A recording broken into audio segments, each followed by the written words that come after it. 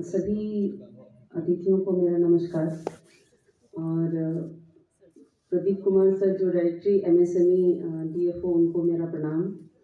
मैं बिहार महिला उद्योग संघ की ट्रेजरर हूँ और बिहार महिला उद्योग संघ पिछले 28 वर्षों से अपने क्षेत्र में काम कर रहा है 1500 से ज़्यादा महिलाओं के साथ में। सिर्फ महिलाएं नहीं, इनके साथ में पुरुष भी जुड़े हुए हैं और हमारे पहले मेंबर जो लाइफ टाइम मेंबर बने वो पुरुष ही बने हैं। तो इसलिए हम लोग महिलाओं के साथ पुरुषों के लिए भी काम करते हैं। और बिहार महिला उद्योग संघ सिर्फ मतलब एक क्षेत्र में नहीं काम करता है, बल्कि वो उसका पैमाना बहुत ही बड़ा है। और मैं अभी जो मुझे आने में थोड़ी देर हुई, वो दरभंगा इंजीनियरिंग कॉलेज की तरफ से हम लोगों को बिहार महिला उद्योग संघ को इनवाइट किया गया था एज ए स्टार्टअप ये कॉन्क्लेव में, और वहाँ मैं एज ए स्पीकर गई थी बिहार महिला उद्योग संघ के रिप्रेजेंटेटिव होके। तो इसलिए थोड़ा मुझे लेट हुआ आने में।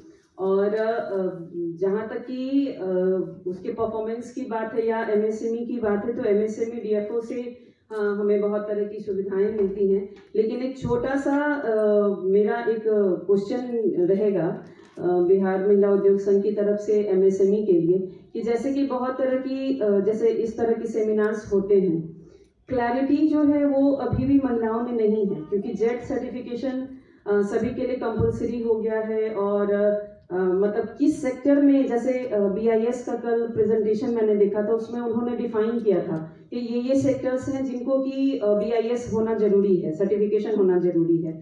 ठीक उसी तरह से जेड का ब्रॉन्ज सर्टिफिकेट किनको मिलना चाहिए ये क्लियर नहीं है अभी बहुत सारी महिलाओं में। तो ये एक कैंपेन के थ्रू या फिर किसी भी तरह ये बहुत सारी ये इनकी एक्टिविटीज चलती रहती हैं, उसी में अगर इस चीज़ को क्लियर हो जाए तो वो ज़्यादा बेहतर रहेगा। दूसरा मेरा एक ये क्वेश्चन था कि कल मैं जब उद्योग मंत्री जी आए हुए थे और भी बहुत सारे माननीय अतिथि लोग आए हुए थे, उनकी बातें मैंने सुनी। तो उन्होंने बोला कि 50 करोड़ 44 करोड़ का इन्वेस्टमेंट उन्होंने किया है और बाहरी कंपनी यहाँ आए हैं और अपना अपना लगा रहे हैं, तो ये एम्प्लॉयमेंट जनरेट कर रहे हैं। लेकिन यहाँ की जो महिलाएं और यहाँ के जो युवा जिन्होंने अपना स्टार्टअप शुरू किया है, उनके लिए क्या हुआ है? उनके लिए कुछ भी नहीं हुआ है, क्योंकि सबसे बड़ा मतलब प्रॉब्लम जो है वो हमारे लिए मार्केट है।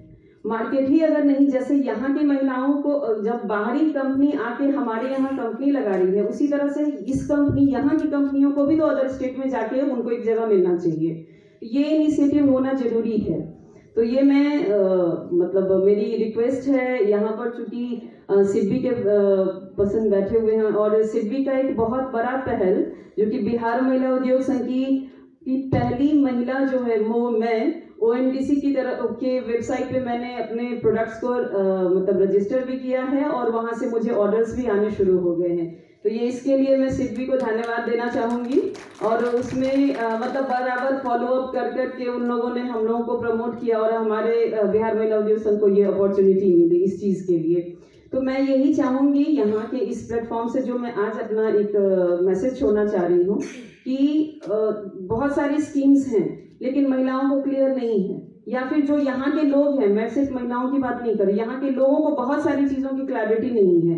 तो वो क्लियर एक रियल टाइम एग्जाम्पल को दे के अगर बताया जाए तो वो ज़्यादा बेहतर होगा। लाइक अगर जेड सर्टिफिकेशन की बात करते हैं तो किसी एक एंटरप्रेन्योर का एग्जाम्पल लेके और उसी टाइम पे अगर आप करके दिखाएंगे तो वो आराम से कोई भी कर सकता है। जैसे कि वॉलमार्ट वाले लोग करते हैं, वॉलमार्ट का, फ्लिपकार्ट का जो है वो लोग आते हैं और वो लोग आपको बताएंगे कि किस किस प्लेटफॉर्म पे कहाँ कहाँ किस चीज़ का रिक्वायरमेंट है। तो ये चीज़ें थोड़ी क्लियर हो जाती हैं। तो बस मेरा यही एक ये है। और दूसरी बात की कहते हैं कि प्रत्यक्ष को प्रमाण की जरूरत नहीं पड़ती।